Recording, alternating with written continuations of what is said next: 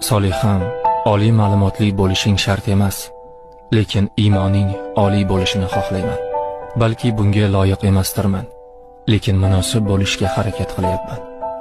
Soliham, senga dunyo matohlari qiziq bo'lmasin. Odamlar fikri seni qiziqtirmasin. Sening darding to'y-hasham, orzu-havas bo'lmasin. Aksincha, hayoling oilamizdagi islomiy muhit haqida ko'proq o'ylasin. Alloh roziligi uchun, jannatdagi darajamiz uchun, ota-onalarimizga toj kiydirish uchun qanday qilib Qur'onni to'liq yodlashimiz haqida o'yla. Farzandlarimizga qanday o'rnak bo'la olishimiz haqida qayg'ur. Ilmga rag'bating bo'lsin. Sen kitob o'qishni sevginki, men senga kutubxona qurib beray. Uyimiz sakinat saroyi bo'lsin. Men uyga kelganimda sakinatni his qilay. Bir-birimizni Alloh uchun sevaylik. Birga Robbimizga hamdlar aytaylik. Go'zal muhabbatimiz bo'lsin. Birga qaraylik.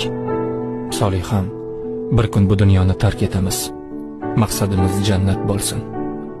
Dunyo matohlari emas.